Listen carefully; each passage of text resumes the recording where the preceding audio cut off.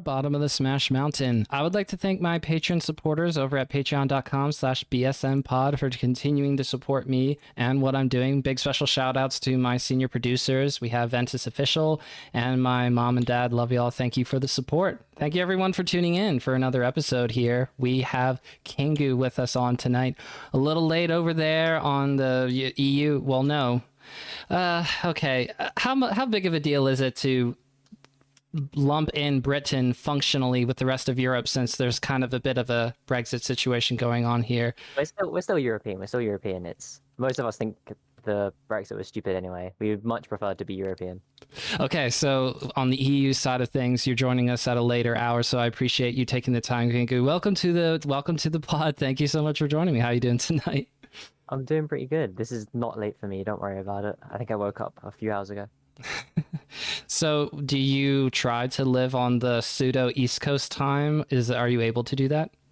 That is a bonus. It just kind of happens, really.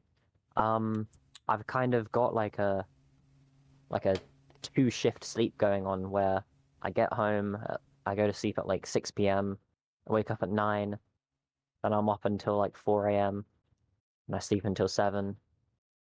And I get all the hours, it doesn't really feel right. That's so you've been doing that long enough, you're used to it now? Yeah. I just can't get behind that in my own brain because I don't sleep enough for my own good, so I already know that, and I try to catch up on sleep sometimes during the day. If I have about 30-ish minutes for my kiddos watching something on the TV downstairs, I just say, I'm going to be taking a nap. Come and get me if you need me. And I go and sleep, kind of, or I don't. I just lay there going, why didn't I get more sleep last night? So being able to do it in 2 shifts, that's kind of a nice strategy that you got going on over there. We're also here to talk about Melee, though. I don't want to rob you of the opportunity to brag on being one of the island of Britain, one of England's best players. You're on the PR, the latest PR for Britain, number 4, if I'm looking at this correctly. Is there a later PR than 2022? I feel like there should be one for spring 2023, or is it just 1 year at a time? I think we're only doing a 2023 one right now. I don't think we've done a middle of the year one. I think the 2021 is the most recent one. When I was having Frenzy on the podcast, I got the impression that there is not at least in Frenzy's area, a regular weekly going on. So there might be a monthly, there might be something kind of more sporadic than a weekly schedule for in-person events. So when you think of the next upcoming event in your area or close enough to you that you can travel to within a few hours, what's the next big one that you know of that you want to attend or that you will be attending? Luckily for me, I'm from London, which is the Melee central hub for the UK. We actually, to the shock and horror of most other scenes, we don't count our weeklies for the PR because there's generally at least 2 at a time going on in London, whereas most of the other scenes in the UK don't have anything at all.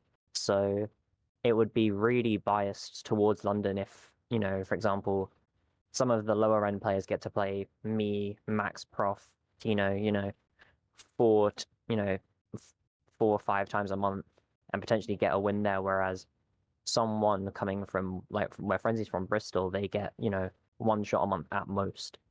So I generally go to my weeklies. I'm probably going to go to 4 quarters tomorrow, which is our average bar tournament.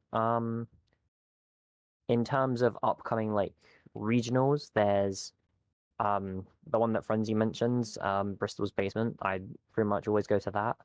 There's another one called Crescendo, which is hosted by the same person, which is a 128-man bracket. I'll probably be going to that.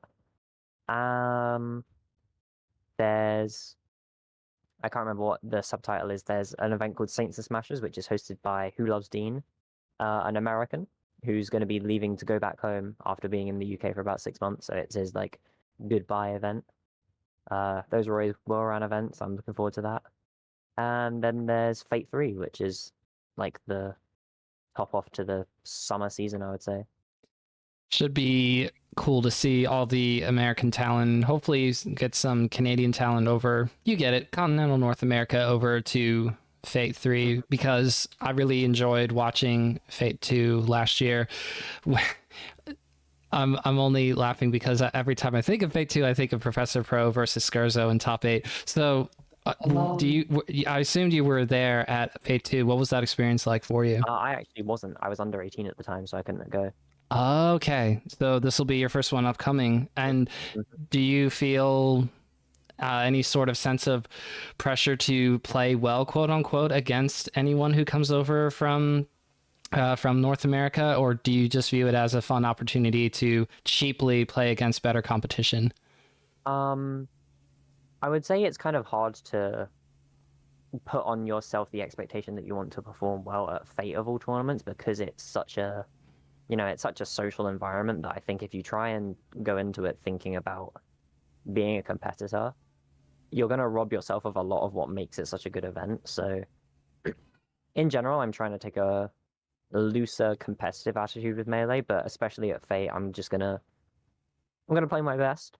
I'm not gonna make any excuses about how I play, but I'm not gonna go into it wanting to do something. The only thing that I need to win, I need to destroy, is the Salty Sweet exhibition match against B-Bats. B-Bats will get absolutely murdered. It won't be close. It'll be a slaughter, a 5-0.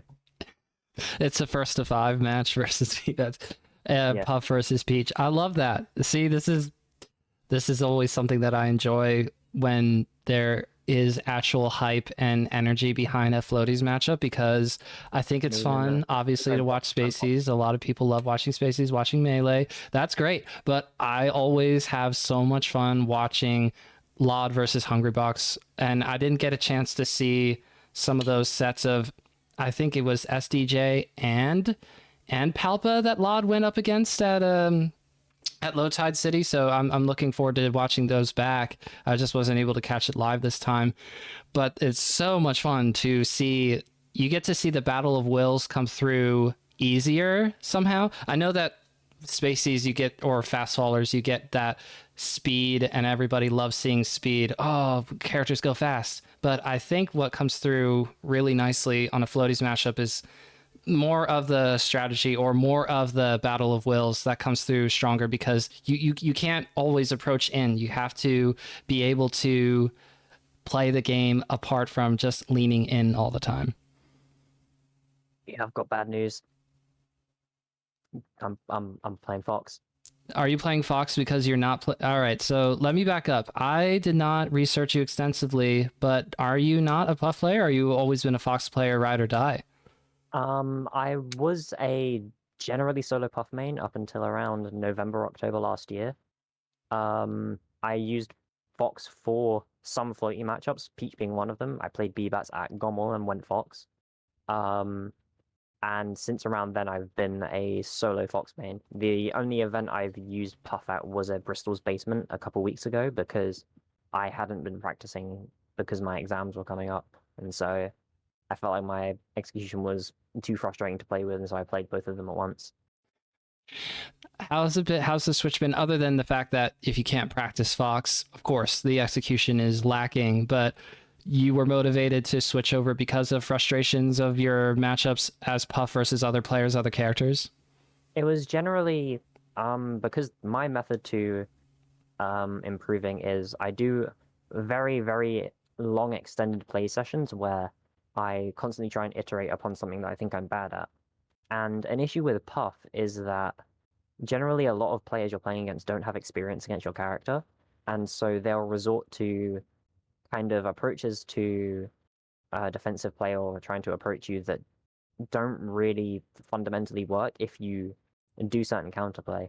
And so a lot of the time I found it really hard to get the kind of practice that I felt would be good against a lot of players because I'm like it's not shade to anyone that I'm playing against, it's just they don't know what to do. And so I felt like a lot of the time I would be doing a lot of dead time. I'd have to try and come up with things that I wanted to improve in terms of like, you know, punish trees and stuff, but like I wouldn't be able to practice neutral, which is obviously the most important thing with Puff. Whereas with Fox, you can you have so many tools and so many specific nuances to your improvement that you can improve playing literally anyone, which is a very attractive trait to how I try to improve at Melee. And also, I just like the fact that he has the tools to engage with pretty much any situation. Who's an inspiration to you in regards to Fox, or do you only think of it as I just need to play people? I'll inspire myself with my sick Fox gameplay. I was like that with Puff. I think I'm the best Puff in the world. I'm so sick. With Fox, I'd say Prison is probably one of my biggest inspirations. I play them constantly, and so I'm constantly stealing things from them. We talk about the game a lot. And I think a lot of people don't know that Prison even still plays. So Behind the scenes, it sounds like, though, because I don't yeah, see Prison active in brackets that I hear about coming out of Europe. So that's really cool. That kind of reminds me, isn't Kirby Kaze kind of active in certain Sheik discords and talks to Jmook about like playing Sheik? I'm pretty sure that's a thing. I guess I I don't think so. remember for sure. I remember Jmook saying something to that effect on the reads, but I can't remember specifically. Mhm, So mhm. don't quote me on it. But yeah, I think it's always a little bit cathartic for me to know that someone is just like so good and no one else knows, and like I'm in on the secret details that they're like a top player still and they still got it. There are a lot of players like that. I mean, I don't think I would have believed that before Jmook, honestly. But when Jmook played really well at Genesis 8 in 2022, and I knew about Jmook and I knew he was good before Genesis 8, but I thought there's not really a scenario where you can be a really good player, not have a lot of experience outside of your region, go to across the United States. So that's a good enough distance. You're going to come across different play styles, blah, blah, blah. Oh, you finished second. Hmm. And then you finished, sorry, not finished. You figured out the Zane Marth matchup within a few sets, took a set over Zane. I thought that was crazy because it did not look close to Genesis 8. He even switched to Fox in that last game in grand finals, but Hmm. oh no, just a couple of sets later, it didn't take very long for Jmook to figure it out. That was a revelation to me. So hearing about different players who are either not active on a competitive scale or, somebody who just picks up the game after having not played it a while but still has, some good stuff going on. Sure, there's a lot of side Bs out of Ken, but Ken still destroys your average player on unranked. That's fun to me. That's Hmm. a Hmm. possibility with the game with Melee. It isn't as if because well here's an interesting thought. You think about this as higher level players certainly than me, but I always like thinking about how Melee has certain returns and slingshots curvatures where something's really good right now because everybody hasn't seen it in a while or has not seen it before. So this specific thing with this specific character might be good for a while until people start to get used to it. People would say AMSA has not played against enough people in Japan that are high level to be able to come to the United States and consistently win tournaments. And yes, it took him coming to Canada to start winning majors in North America, but I mean, AMSA to me has always been really, really good. Even back in 2013, able to take sets off of top players over here. So it's kind of that circle effect. Oh, it's really good right now. It's not as good, and now it's really good again. Do you see that with the games that you play, your Fox versus other characters, and you've been playing for a while? So do you feel like that's true, or does something else feel more accurate to you? I generally think it's like there are things that are just good. I don't really believe a lot in the kind of like the fluctuations of the meta. Of course, like some things they kind of like come and go in fashion. I'd say like a very recent example of that is Sunsei's Fox has had like a big impact on a lot of the combos and how people are starting to use back throw a lot more, and they're going for like um different kinds of grounded tech chases as opposed to the more traditional like up air strings that we're used to seeing in the Fox Ditto. And I think that's always been it's always been a good viable option. But at the end of the day, I think there's a lot of good options, and I don't think something ever really gets less good.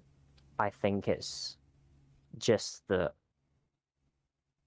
good options get used more, or they get used less. I don't necessarily think it's impacted by how much people see them. They're always going to be good, you know. Sunse's back throws are never going to go out of style. I just think it's more about who's there at the time, who's at the top, and what do they like, you know. Mango is a very enigmatic player to me because it kind of just looks like he does things but better. Like in a lot of like how he combos, he's just like so simple, but he just down airs better than every other Falco. I don't really know how else to put it. And that's a very timeless thing because, you know, down air's never going to go out of style. You know, the using like the Nair down air, that's like the mango, you know, one of the very many mangoes. And that's a very simple bread and butter. And the fact that that can be such a trademark of a top player is, I think, more it's indicative of how a Melee is so personality driven as opposed to like a meta behind any of it. I just think it's very much about who is there at the time and how they want to express themselves through Melee. Your two mains, at least the ones that we've talked about, Puff and Fox, are higher tiered characters. So fill in the blank for me, either with one word and an explanation, or you can just give me a sentence. Mid tiers and low tiers are good for what? Nothing. I don't know. I think they're just bad. I'm definitely kind of a tier whore when it comes to Melee.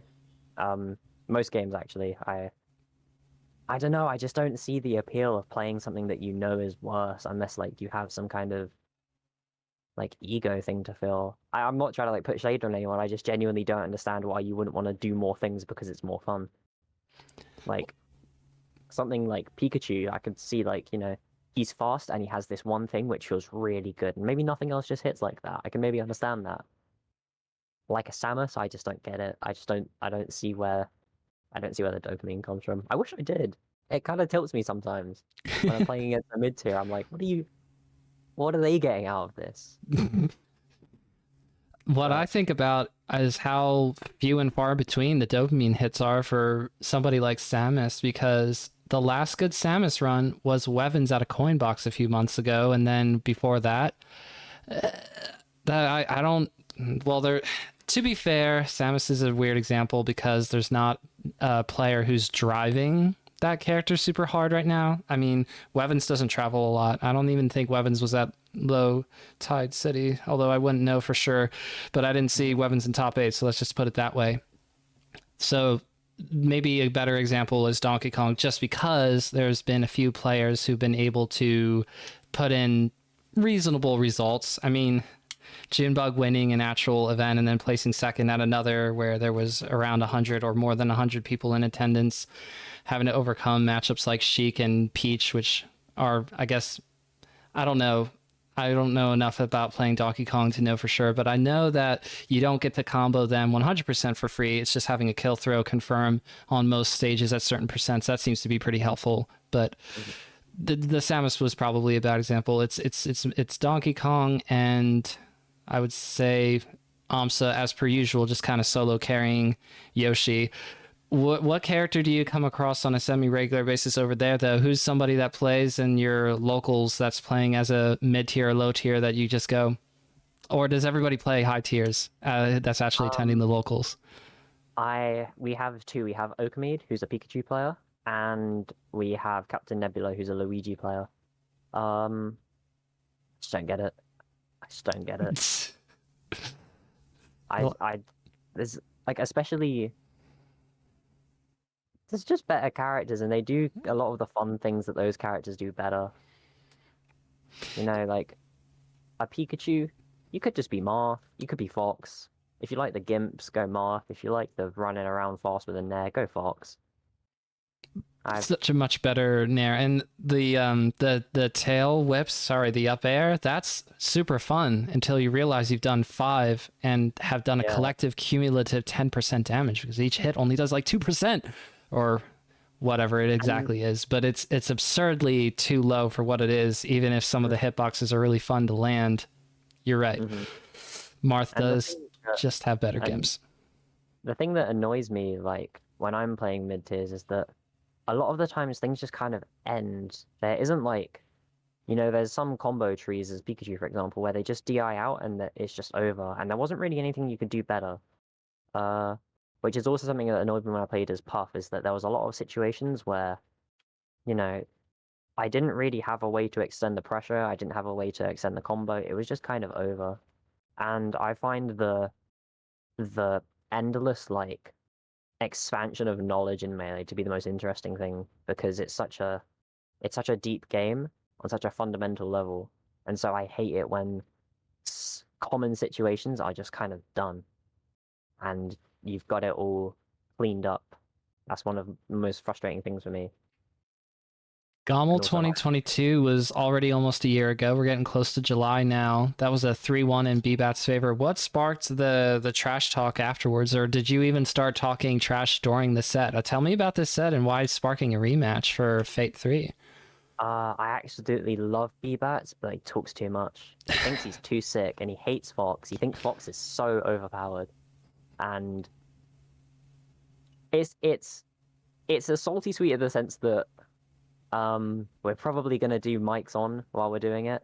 We're probably gonna be talking a lot of trash. I like that. But I do love Billy. I think Billy's great. I think Billy's a very good player. But there's a degree of like, I just want to beat this guy because he thinks he's good. And he thinks he's the man. And he's not the man. I'm the man. He doesn't know. Not yet. I mean, there's kind of like the origin story, and now hopefully we get to see a really fun first to 5, so extra distance. There's been some. It's so funny. I feel really bad for Pipsqueak because he put out a PAL versus NTSC video, and then not hours later, Awesome Sauce comes in out of nowhere for the first time in however many months of not uploading a video and covers some similar topics for Pipsqueak. Would you want to do a first to 5 with anybody from the US or the NTSC region on PAL, or is that not helpful to you because they're going to throw Peach, Falcon, or Yoshi at you, and you have to deal with Fox, who is technically nerfed in PAL? I just think Pal's so trash. Like, the thing is, I've got a Jigglypuff. I would feel kind of stupid if I didn't, they send B-Bats at me and I'm just like, yeah, I'm gonna do this as Fox. Like, I have a bit of pride, but I think I would kind of cave at that if I'd have to, have an up smash that kills like 110 on Dreamland. Generally I played PAL and like I think it's not that unfun, but a lot of the like, for example, Triff, I cannot play Triff on PAL.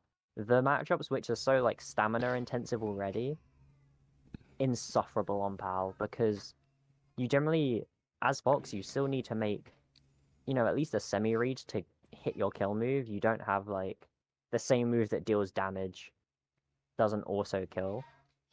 You need to kind of extend for it, and having to extend against someone who hits you so hard with a worse recovery and you kill so much later, that would really frustrate me. Maybe if I'd never played NTSC, maybe I'd be fine with it, but I hate PAL. I hate PAL. NTSC exists, therefore PAL just kind of gets tossed to the side, and that's that. It is funny to me, though, if I'd say, I think it would just be as simple as if Europe were the better region back in the day, we'd all be playing PAL nowadays. It truly feels like there would be someone shaking their fist in the air and saying we should really switch to NTSC, and everyone would say, you kidding me? We can't give Marth a true spike. He's already so good, or whatever. Even if, again, I think Marth needs that, but Marth can take care of you off of the stage in plenty of other ways as well, and not just solely dependent on down air to ledge guard and to gimp other characters. But it is fun when you try to go out against Marth and you go, I'm going to hit the best shine spike of my life. And then you kind of you mistime it. You get hit by like a jumping fair or whatever it might be. And then they're back on the stage and you're below the stage and you go, I've made a really bad mistake. I'm going to get down aired or whatever. When you think about game 10 intensive 5 scenarios and now you're in a situational spot like a ledge guard, or you're trying to come down and the other player's trying to shark you, do you feel like you start to tense up, or do you feel like the more a set goes, the more relaxed you can be? And maybe it depends on who you play, but I'd just be interested to hear your vantage point on it. I think I'm kind of gifted with the very strong trait of being someone who like absolutely loves being in like high intensity situations. I generally don't. I mean, I'll get more tense if, it's like for example, I played against Lunary in a monthly a couple days ago because he was here for a tournament called Avant the Fate, and we had a game three and a best of three that was like both of us above 80% on Dreamland, and I was just kind of like running around on the platforms, looking for a stray hit. Like I get nervous, but it's never something that I want to like stop. It's not something that I want to get rid of, or I won't like reach for something stupid because I just I need the catharsis. I need something to end now. Uh, I'm generally pretty comfortable existing and being tense, which helps me a lot in being like a clutch player because I don't kind of joke in those situations. I'll still hit the hard things. I'll still I hate people who go for easy things in clutch situations. It drives me crazy. Just like go for the cheese. Drives me crazy. So, can I make a guess here? Would you rather win a big event from winners where you dodge a quote unquote weak matchup, or a matchup that you do not have the head to head in favor of you? Like the other person has the head to head matchup and you dodge them, and everyone goes, I mean, good job winning, Kingu, but you kind of dodged so and so. Or would you rather play second, in which you're outside of top eight on the loser side? You beat everyone that the bracket can throw at you, and it's super sick, all these game fives, but you come up just short to that person who has the head to head over you in grand finals because you Oh, run out of gas. What's more appealing to you? I think it's very contingent on what do I think of the person I'm losing to. So there are some people who I'm not going to name names because I just want peace and quiet. But there are some people whose melee play I despise. I think they are just like the most gimmicky losers of all time. And if I lose to them, I hate myself. I hate them. I hate the tournament. I hate melee. I'm gonna like not play for 2 days. I'm gonna play so much for 3 days. It's just gonna be all over the place. But for example, I play against Frenzy a lot. He is dominating me. I think he's like 6-1 on me right now, and the one was the one with Jigglypuff. So fuck me. I guess I'm just gonna get destroyed for life. But I think I have like a mountains of respect for Frenzy. I think he goes for lots of things that I also believe are right. He's always putting in a lot of effort. He's always putting himself out there. He isn't dodging tournaments because he thinks it's above him. He's always giving people the opportunity to play him. I will never be upset with losing to Frenzy, or at least I'll never be upset at Frenzy for it. I'll always be upset at myself for not giving him a good enough challenge. Whereas if I'm getting owned by a hypothetical player I think is a noob, um, I'll get I want first. I want first. I don't want to play him. I want him to get eliminated by Prof Pro. Get him out of the way for me. I was thinking that you would actually be in favor of the sick losers run, but coming up just short. But you know what? I also respect I'd really just like to win a tournament. Someone else who supposedly has a good chance to beat me because of the head to head history. I don't care if that's your vantage point. That's hey, that's perfectly acceptable. Now, why aren't they bringing you over to Battle of BC? I will hopefully get to meet Max this upcoming weekend. I'm going to Battle of BC as well.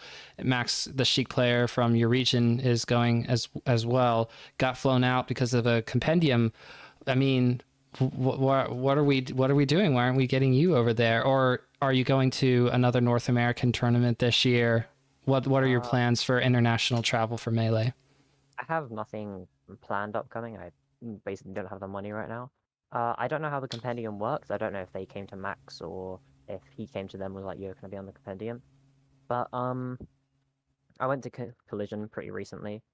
That was mostly out of my own pocket, but I Max is someone I have a pretty uh I wouldn't say complicated. It's not like a complicated relationship, but it's like we have a very messy competitive rivalry where Max is someone who really struggles to be invested in the game. And that kind of annoys me because I'm someone who's very invested in the game. So whenever we play, it's just like, the talent guy versus the hard worker, even though, like, it's that kind of narrative. And I really want Max to be invested and so we can have good games. And hopefully him going to America is something that will spark that because I know that he's been struggling to like prepare for it. He isn't very good at getting himself in like a grinder mindset. And so if he can go to America, he can be reminded that we're big fish in a small pond and like get the drive. I'm all for it. I've I'm gonna I'm pretty happy about the people I currently know who are going to Fate 3 because I love playing everyone who's currently going. Um so I don't have too many people that I'm like I want to go to America and I want to play them. It's mostly just like a bunch of Jigglypuffs who I think that I would beat and no one would expect me to beat because like Foxpuff is my matchup. I've had so much experience with it. I know too much. I basically think I beat everyone besides Hungrybox. Um, Whereas I think I've been to Collision. I've been reminded pretty recently. I've got plenty of motivation. I'm pretty happy with Max being the one to get the opportunity. And there's also a lot of other people in Europe who I would prefer to go over me right now. That is right. I did forget that you were at Collision. I was not there myself, even though New Jersey's not super far away from PA, from Pennsylvania, where I live. And I know I have too many things going on melee related that I can't go to things like Collision, or I'm not planning on going to SmashCon as of now, even though that would be another easy drive for me. I talked to my lovely wife Jen about how much I like melee, and she goes, "Yep, that's cool.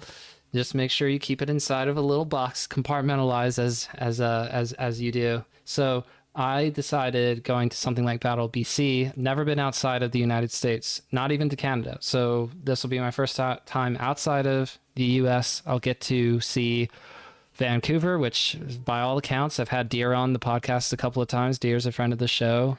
This seems like a really lovely place that I'll enjoy sightseeing and enjoy seeing the melee. I have had this really weird, lucky streak of being the tournaments where it's kind of exciting results wise. I was at Big House 10 when Amsta won, and I was at Genesis 9 when J-Mook won. I mean, I did have. I also got to see Zane win at Pound 2022. Those are the three majors I've been to so far. And I have to kind of clear out the rest of my calendar a couple of months before going to a big event like that, and then a couple of months after. So I would love to go to more and more and more of these tournaments, but for myself, it's I can only devote so many full weekends to being away from the family, and I don't want to say being single, but when I'm there, I have a hard time calling and speaking to Jen and the kids more for a few minutes, because after a few minutes goes by, I remember, wait a minute, I like melee and I like being here, but I want to actually go back home and be with my family. Now I'm really homesick. Oh, this hurts. My heart is hurting.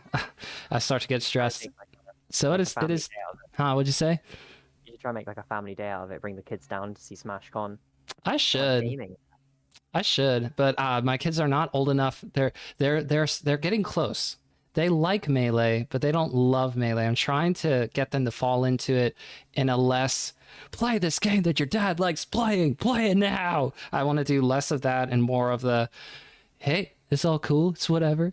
Oh, you like playing it? Oh, I caught you practicing doing your own wave dashes. All right, let me show you the documentary or something. I don't know.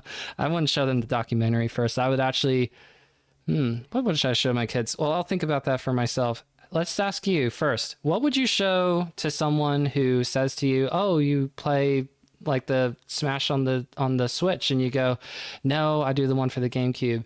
What would you show them as a short video or something for them to have homework and watch at home? What would you recommend to them? Ooh, that's a tough one. I think there's there's two ways I would go about this. I would either try and get them in on like the wow, melee tournaments are so cool.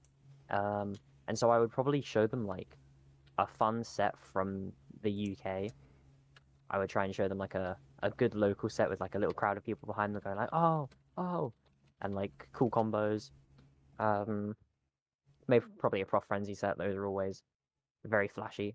Or I would probably show them an awesome source video to try and get them into thinking the game itself is like super fascinating. I also think the old awesome source videos are really good for that because they're very condensed little mini narratives. There's Yeah. like the I think what's it called? It's like Godlike Melee, where it's one of like the top players four stocking another one, and it has like the little flash ups of like fun facts or like the context of the set. Right. And Like this is the only time that Mewtwo King ever 3-0'd Mango. This is literally the only time in their yeah, entire history of playing there's each like four other. stocking it, and you're like, whoa, like, that must be so good. And then you see Mango destroy another guy, and you're like, whoa, he's so good. And then it like loops back around, and it's like Mewtwo King getting four stocked. You're like, wow, this game's crazy. My one of my thinking, like if in terms of what to show to somebody, I would try to get them to sit down with me and watch a few minutes of the most recent sick grand finals set, because I can explain to them this is a 20-year-old game, and they'll go, why are there so many people there? Why are these people playing the game so well? Because if they've ever played a Smash game, they'll see Melee and they'll go, that is not the same. It looks like they're playing it on super speed. Are they playing it on super speed? Because especially for Ultimate kids or people who only think of, oh, that Nintendo thing. Oh yeah, I've seen my kids playing that. But why is it like? Because I've shown other people my age who did not come up in video games, because Lancaster County. That I show them this and they'll go, oh wow, that's really fast. How are they playing it so fast? And I'm like, it's the one for the GameCube. It rules. So the Jmook versus Zane sets at Collision, I thought were really fun from a narrative perspective and from hype, because there was a Let's Go Jmook, Let's Go Zane Chan in one of the Dreamland games. Really good, really good. I watched that grand final set every day for the next week. I would like watch it like at bedtime, go to sleep watching Melee. That's always a fun feeling. Do you enjoy watching the game as much as you do playing it? Because you sounds like you play a fair amount. So I think I know the answer already, but let's go ahead and have you answer, since it's, we're asking you. Will you like Um, watching it or playing it more? it I feel a similar thing to watching Melee as I do to like watching a TV show that all my friends say is amazing, where I'm like, yeah, I know it's gonna be good. I know I'm gonna love it. I know I'm gonna tell all my friends that this was great and I had the best time ever. But it's like it feels like a little bit more of a commitment than booting up the game and like getting the instant dopamine hit. I've got to sit myself down. I've got to, you know, dedicate myself to like a little bit of turning my brain off. But then I turn my brain back on because I see them do something really interesting. Like if I'm watching Moki versus IVDW, I'll see a cool combo that I've never seen on like a pressure string, and I'm like, whoa! And then I get the itch to play. I love watching Melee in a social aspect. I think there's like very few things which are more fun for me than watching a tournament with friends. But the thing that is more fun than that is playing in the tournament for me. Like, I love watching Melee, but the fact that playing Melee is right there just means that it gets put to the wayside a lot. Perfectly understandable. I have the opposite mindset where I do watch Melee and it makes me want to watch more Melee. It makes me want to play the game not as much as just watching more of it. I go, is there a set similar to this? Am I just going to watch Summit 11 Grand Finals again? I'm going to watch Summit 11 Grand Finals again, and then I'll pull it up and watch it again. So it depends, I guess, on how deep of a dive I will do, but usually I don't get inspired to play or the itch to play from that perspective. It's more of if I'm in front of other people who are also playing the game, then I get that itch. And so the weeklies that we have or the monthlies that we have in my region, I'm always excited to go to, because I know I'm going to go and play the game sitting down with other people. It's been tough for me to feel motivated to play online, but nonetheless, I am very much a Fizzy subscriber for the early access to ranked, and everybody should be. I don't care if you play ranked as much as me, which is not much. It truly is not.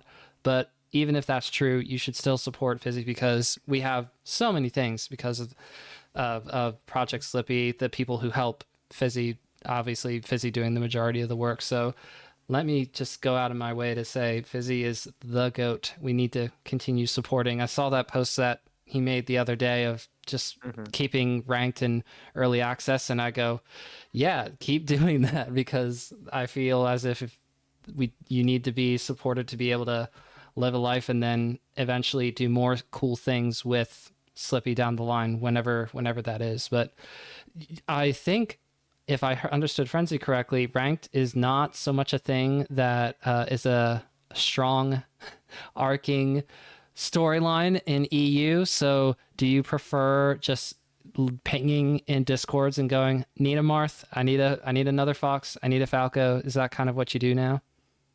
Before I answer that, I want you to take a guess how many rank sets I have played. You've played literally thousands.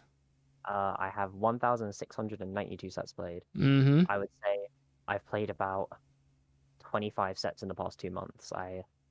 I was so into ranked, but the issue with it is that like it got to a point where I would be spending more time waiting for games than I would be playing games, which is really depressing. I don't know if it's just I'm high ranked thing and a lot of the high ranked players don't play it, or if it's like that all the way down the ladder. But I'm I'm just here to play the game. I like ranked because it makes people play a little bit harder, but at the end of the day, I'm still, you know, I still want to play games. And if I have to ping out a Discord, then I'll much prefer to do that than waiting unranked for an extended period of time. Because normally I feel like you know what you want to play, right? You know who you want to play, or you know what character you want to play against at this point. It's not just a matter of, oh, let me show up into the ye old Discord and see who's around. I feel like you kind of know what you want to do on a day-to-day basis with playing Melee. Is that right, or am I wrong? That might be true of American players, but I don't really think we have the luxury in Europe because Aw. especially in terms of character pool, we don't have like we have a good amount of top foxes. We have Frenzy, and I think Kinzo's coming back now, who Frenzy's super active, so he kind of carries the Falco side of things. Marth, we have Abe, and then there's like a big drop, and Abe isn't really super active right now. Sheik, we have Max, who is a nightmare to get a hold of, and then like Yade, who is like a sleeper unranked only player, will never answer a DM. I think he has Triff blocked because Triff just kept asking him to play. That's just never going to happen. Oh, you know it's bad when Treff gets blocked. Oh, that's tough. That's unfortunate. Um, Falcon, we just don't have a Falcon right now. Sechi left him, it was all over. My best Falcon practice is pretty consistently Crescent and Pipsqueak. Um, and then Jigglypuff. I was the Jigglypuff for an extended period of time because I would play constantly. I was very easy to get a hold of. So if you want to puff practice, it would be me. Um, Solo Battle was inactive for a little bit. I think he was doing exam school stuff. He's coming back, but no, it's pretty much Solo Battle and a little bit of Tech. But I think Tech has also got a lot of people just have um IRL like obligations, and it means that you know they get off doing all of their important things at 8 p.m. They kind of don't want to do a sweaty grind session. They want to relax and unwind for a bit, which for me, the sweaty grind session is how I unwind. That is my way of having fun. But for a lot of people, that isn't the same. And so it's kind of, if I want to practice against Marth, I'm either going to play a Marth quite a bit worse than me and just kind of like try and push them towards playing the situation that I want to practice. Like if I want to practice my edge guarding, um, I'll kind of keep on, I'll shine. I won't go for like up air strings. I'll like shine them towards the corner so that Board they're more smash like, season. yeah, yeah, yeah. I'll try and get them off stage as opposed to doing things which might just get the kill because that's the only real way I can practice that stuff at the moment. That is so sad to hear. I'm thinking about how Triff had a while of inactivity and is now seems to be pretty heavy into the grind set. Hmm. Who do you wish you could mix in one more player into current activity and say, if we have that person, then I feel like I can get some pretty good sessions in throughout the week. Maybe not necessarily on demand, but was there be one other top player in EU's history or an inactive player that you could just flick a switch and they'd respond to DMs, play sweaty 2 hour sessions, 4 hour sessions, 8 hour sessions, or whatever? Um, there's two ways I can answer this. There's the first way, which is I want Professor Pro to care again. I want him to, because this is like going to be his last year of competing, and I so don't want it to be his last year of competing. I want him to love Melee and compete forever. So if I could flick a switch and he stays a Melee player, that's great. Um, Number two, it would probably be like Leffen? I don't know. I guess Leffen is like he's better than the rest of us. So if I got a weekly session in with Leffen, that'd be pretty good for me, even though it is another Fox. Foxted is a perfectly reasonable matchup to expect on a tournament and on this side of things anyway. But if there's what you wouldn't want to play against the Leffen Sheik, for example. I play against his sheet quite a bit actually. It's that thing's a nightmare. It's actually like a little demonic. It's so good at gimps. It's so good at gimps. It's it looks bad at when Leffen's playing against Marth. I think it's worse against Fox. He just like the way I've always described Leffen is that he's the fastest player at doing the things that he does. Like he doesn't, he isn't like a KJH where he has all of these super duper hyper optimizations labbed out and you can do them all at will. But he is like the fastest tech in place shiner of all time. And so playing against his Sheik, which like I think Sheik is a character that doesn't gets like the reverse of diminishing returns on speed, where like the difference between 95% capacity and 100% is huge. Playing against someone like Leffen, who's so precise and super fast, his Sheik is a murderer. It's not even tilting. It's just like I feel ashamed. It's killing me so quickly, so easily. I'm such a small player. But yet you feel the call to action after getting in a session with somebody like that, or when you come back from collision, you go, "Oh, I have so many new ideas," that kind of thing, right?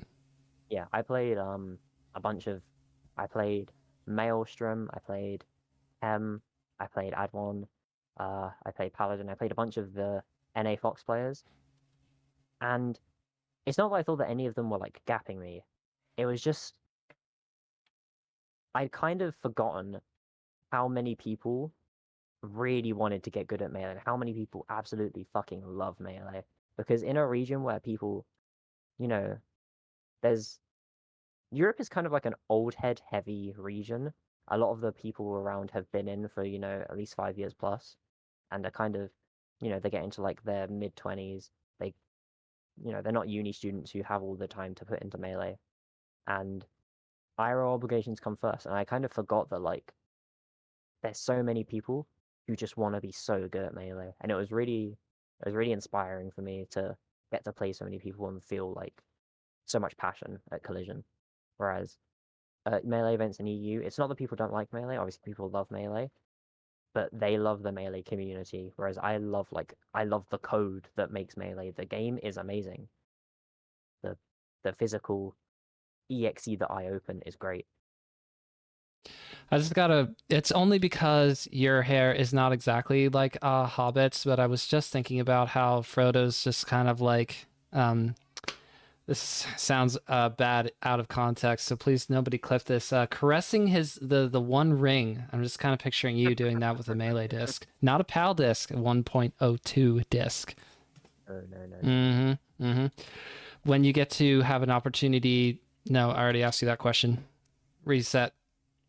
I want to ask you about I want to ask you about Professor Pro's like last year of competing. You don't have to make it a long answer. Is it just because moving on with life and saying, no, I'm going to be done after this year's over? Just a declaration of I'm done after this kind of thing? So Prof is currently at 9 consecutive years as number one in the UK on RPR. He Come on, I think Frenzy. Frenzy was so close last year.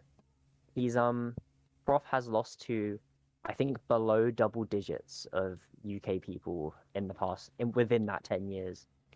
I think it's me, Frenzy, Sechi, Max, Istar, um, Death Gazer, Vanity Angel, Fuzziness. I think that's everyone. I think there's 8 people he's lost to. There might be 1 or 2 that I'm missing that I'm gonna like slap myself for missing. But in terms of events that count for our PR, those are the only people he's lost to in 10 years. And he obviously has like a lot of, you know, a lot of respect for, you know, the top 5. He still thinks that we're good, but like at a point, I think his stamina for wanting to keep being the king has gone thin, and like he's almost 30. I think he is 30. He's getting on in his years, and the degree of upkeep that melee requires can be kind of a lot. Well, So I especially think, for Fox, yeah. I mean, you yeah. experienced it yourself recently. Hmm. And especially someone like Prof, who's a very speedy kind of tricky player. I can understand it being frustrating having to upkeep yourself for something that you've been doing since you were like 10 years old. Or maybe not 10 years old, but like he's been playing melee since he was a teenager, like easily. And he's now 30 and he's still playing melee. And at a point, I think you don't want to get out of the community, but like you don't have to keep putting the pressure on yourself. So even though like it frustrates me to no end, I can't blame him in the slightest. I just very selfishly want him to stay. So you are a 18 going on 19 kind of style. In 10 years, you'll be almost 30 yourself. Now imagine instead of Frenzy getting number 1 as the next in line to Professor Pro, it's you. And then somehow you just keep winning. And it doesn't matter what Britain throws at you. You're ranked number 1 for 10 years and you go, "Oh, I'm going to be 30 soon." And you think back to this moment, is that an appealing thing to you, or do you say to yourself, "No, I don't really want to do that"? Um, that's a tricky one because I think Prof's always had the thing where, you know, within Europe, he's never been the best. He's always been like a top fiver, but he's never been the best. There's always been people who have been competitive with him. And like, I don't know if I would ever lose the drive to beat the people around me. I think it's very easy that I could, you know. Maybe I just maybe I find another game that I like more. Maybe I end up starting a family and that's my obligation. Maybe I just find a career that I super like. I don't really know what would take away from it for me, but I think there's always something that it's not upsets me, but something that makes me feel kind of bad for Prof is that the idea that he feels like guilty for retiring because he's robbing one of us of the narrative of being able to overthrow him. I I don't want to be stuck with melee because I'm doing it for other people, which if I ever feel like that, I probably will just stop playing because I don't think anyone wants to beat the guy who doesn't want to be there. That's never a satisfying thing to do. It's all about the, you know, you both try your hardest and one of you comes out on top and then you shake hands and you walk away. But I don't think I could stay for 10 years like that. One of the interesting things that I heard in my conversation with MK Leo, he's the only Ultimate player I've had on the podcast, and he's like one of the best players. Anyway, when I had him on, he sort of talked about being done competing because someone is able to truly take it away from him as compared to walking away on top, sort of a thing. It seemed to be Hmm. more appealing to him for someone to challenge him to the point where he really wants to take it back from them to prove I can still do this kind of a thing, because he described it as playing Smash, not one game, obviously starting with Brawl and now playing Ultimate, but playing Smash for over 10 years as well, and saying I want I don't want to just kind of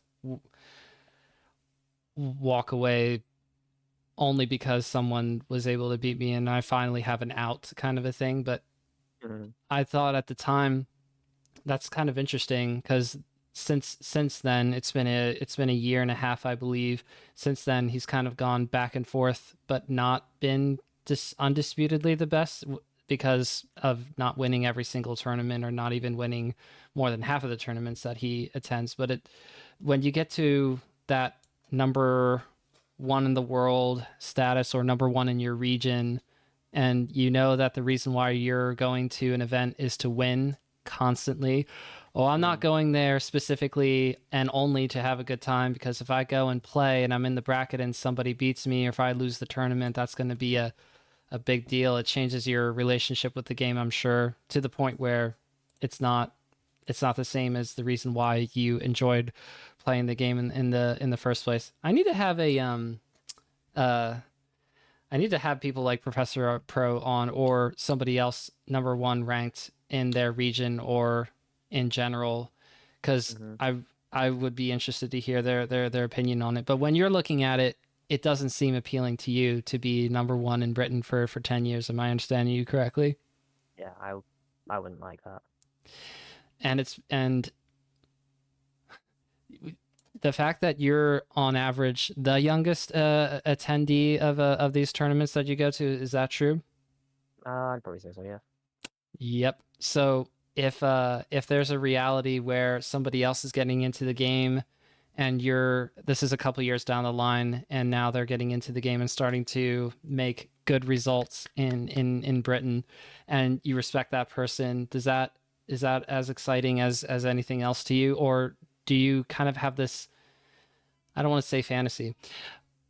Have you ever considered trying to do a AMSA or Josh Mann and try to be in continental North America, or is it just no? I'm never going to do that.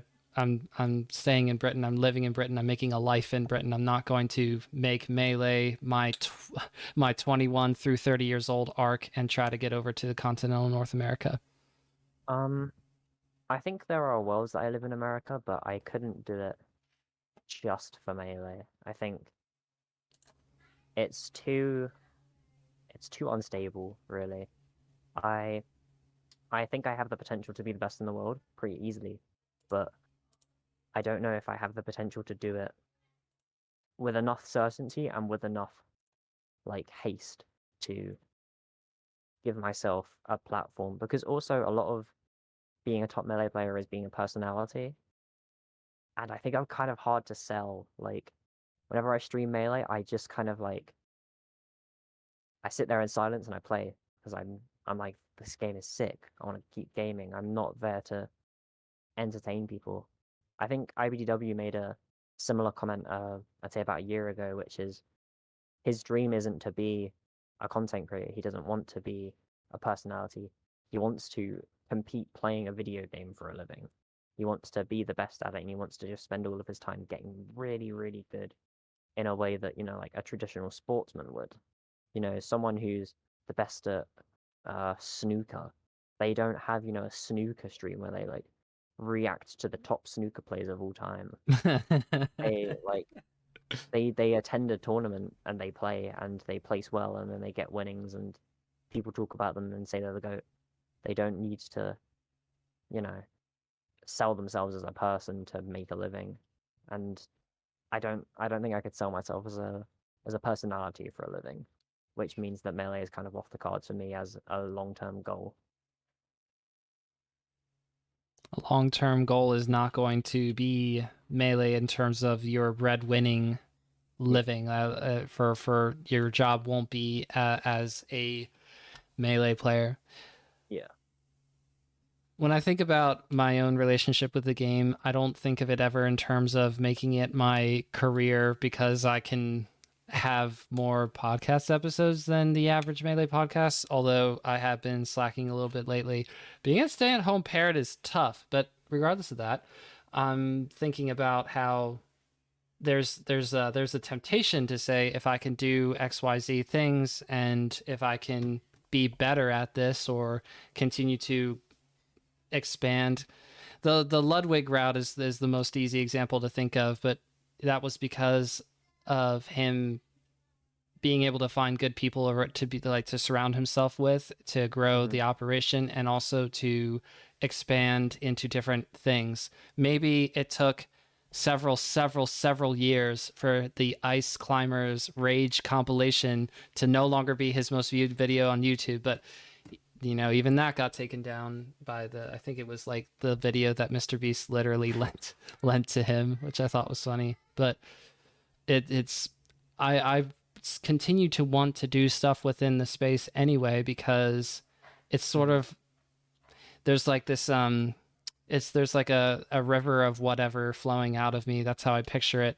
And that's me being with my family. That's me doing other things than playing video games. And then a little bit of the flow is it's got to be for the game, because it's not as if I tried to stay away from Melee for a long time, but I resisted Melee for a long time.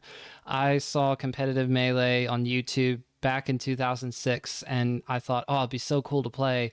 But I'm literally 11 at the time, and 10 or 11, and I'm not going to be able to play this game in 5 years because everyone will move on to the new game. That Mhm. was before Brawl came out. Not everybody moved on, huzzah. But then as an adult, I go, okay, well, I'm going to concentrate on getting married and having kids, and I'm going to be happy with that, and I'm not going to play video games as much. And that was true for a little while, but I just kept getting pulled back in, Mhm. kind of a feeling.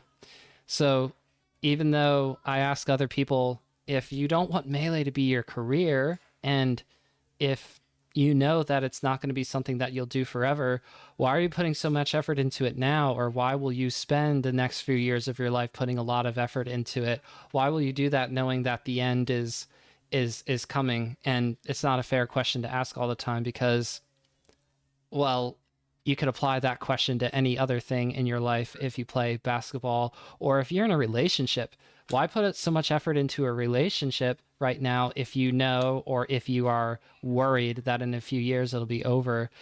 But the true answer is you do it because you love it, and that kind of supersedes the Mhm. the the logic of it, I guess, right? Does that resonate with you at all?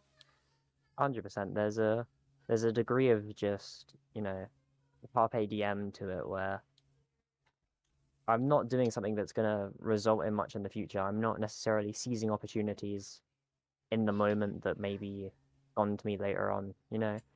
I think a lot of people would be like, you're 18, this is where, you could be going out with your friends a lot of the time, this is where like at university, this is where you make a lot of lifelong friends. And I think that's all true. And there's definitely a very strong chance that I am missing out on a lot. But I've met a lot of people through Melee who I think will be lifelong friends to me. And at the end of the day, I'm doing something that I really, really enjoy doing. And there aren't a lot of things in life that you really, really enjoy doing. So I think it's better for me to do that now than to, pursue a career. I don't, that's not going to be, I've got a few years until life starts catching up with me and forces me to grow up. I'm going to take it now and be a kid and still play video games. That's awesome.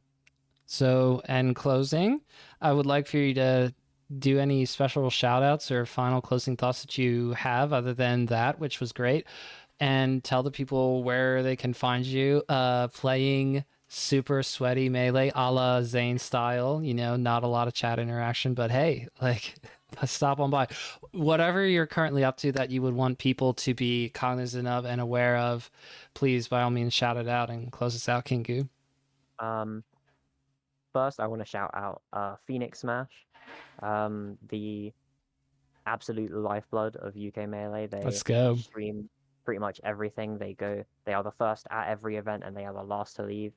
Um, Space and Megan, absolute legends. They completely carry pretty much every event that we run, and we probably wouldn't have even half of the scene that we do without them. Um, I want to shout out both Professor Pro and Frenzy. They are the reasons that I went to Gommel last year. They ran a fundraiser for both me and Max, did a lot of campaigning, did a lot of little events to try and do fundraising for us just because they thought that we deserved the opportunity, which is incredibly sweet. I love them both to bits. They're a big part of why I am so driven.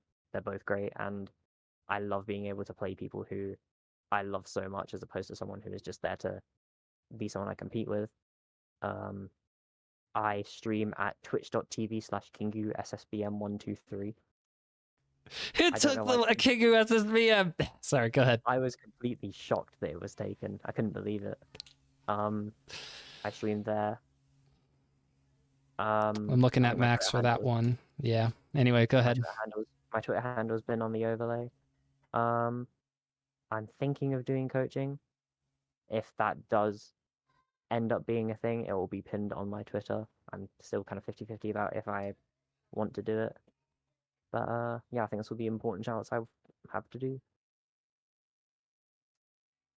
Sorry, what was the last bit that you said? Did you ask me have to do shout outs? What now?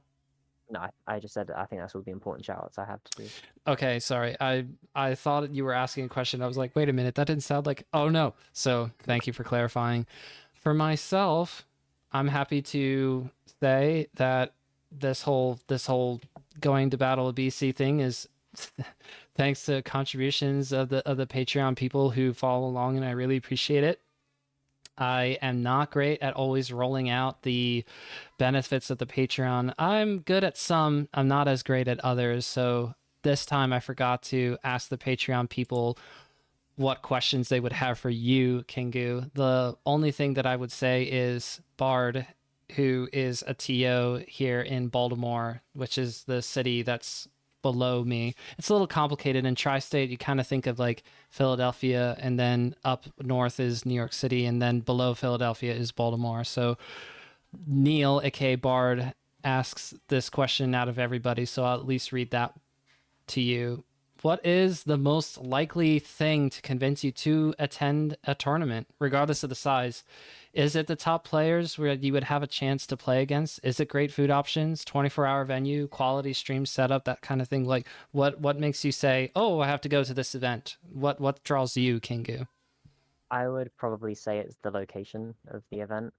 Um, if it's in a area where I can go around, there's a lot of things to do, that's going to be a lot better. I would also say that for me personally, it's just the quality of being able to play melee. Knowing that there's like a lot of setups is I'm instantly in. The horror stories of like Genesis being around on 50 CRTs is that's my worst nightmare. That was pretty close to accurate for a Genesis 9. There were more than 50 setups, but didn't feel like there was an infinite amount. Let's just say that. Lots of crowding. That was tough. But thank you so much for joining me, Kingu. Let's make sure that we talk again at some point in the future. I would love to hear about Fate 3, and you have such a mature look on it already. You were saying how you want to take it seriously, but you also want to enjoy the reason why it's going to be a great event, which I'm thinking to myself, but wait a minute, you haven't learned your lesson for the last one that you went to, because this is the first one that you're going to. But it's because you're a seasoned melee playing veteran. You've been to your fair share of tournaments. You know how it is.